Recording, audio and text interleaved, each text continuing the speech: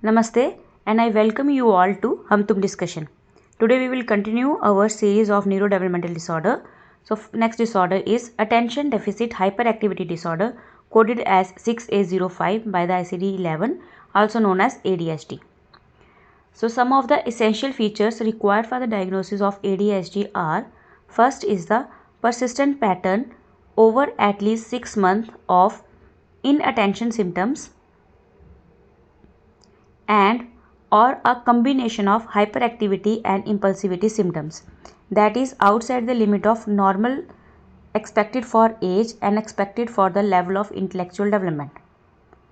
Now we will see the inattention symptoms.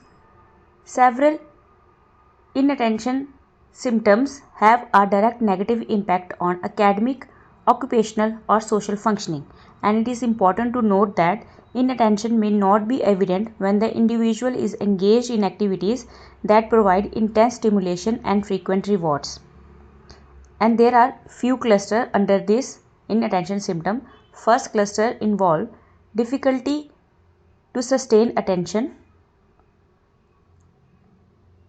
lacking attention to detail,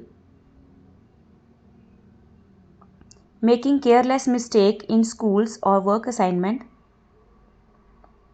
and not completing the task.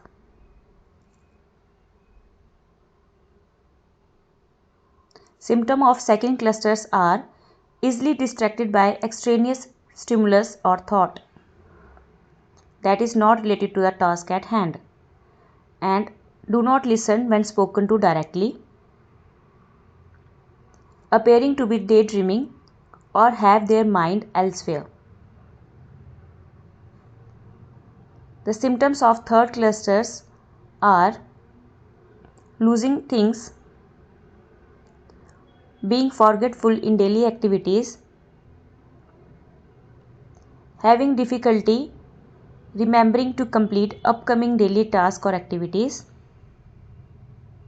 and difficulty to plan, manage, and organize schoolwork, tasks, and other activities. The several symptoms of hyperactivity and impulsivity have a direct negative impact on academic, occupational, or social functioning, and these tend to be most evident in structured situations that require behavior self-control. And the first cluster that comes under it is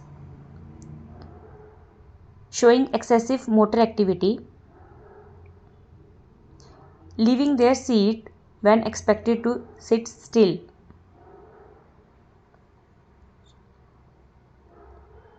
having difficulty sitting still without fidgeting, that is making small movement with your body, for example bounce one's leg repeatedly, and is seen in younger children. Feeling of physical restlessness and a sense of discomfort with being quiet or sitting still, and these are seen in adolescents and in adult.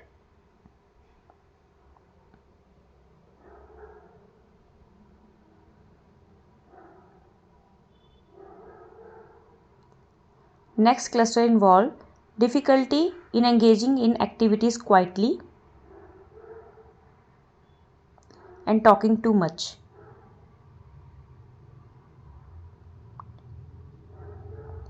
Next is blurting out answers in schools or comment at work. It is difficult for them to wait for their turn in conversation, games, or activities. Interrupting others in conversation or in games.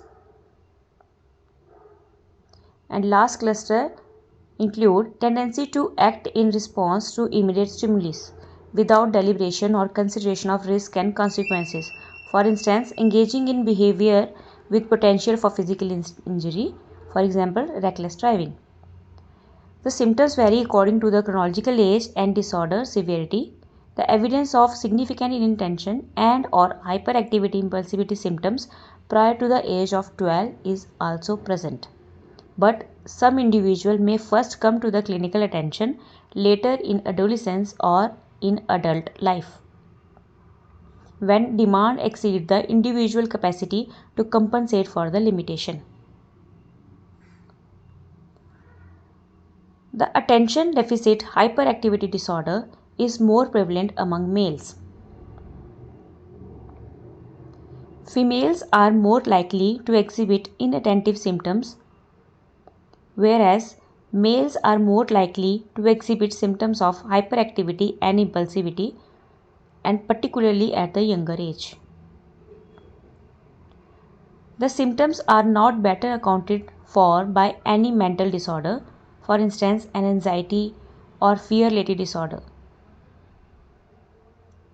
These symptoms are not due to effects of a substance, for example, cocaine, or medication, for example, bronchodilator, thyroid replacement medication, on the central nervous system. And these symptoms are also not due to disease of the nervous system.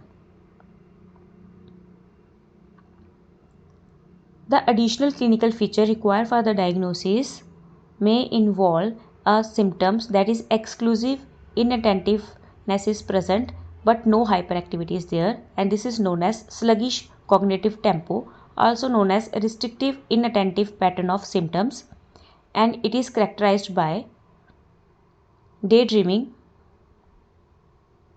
mind wandering, and a lack of focus. One more disorder is there, that is known as hyperkinetic disorder. It is more severe form of the disorder, and it is a combined presentation of severe inattentiveness and severe hyperactivity impulsivity. The specifier to describe predominant characteristics of clinical presentations are: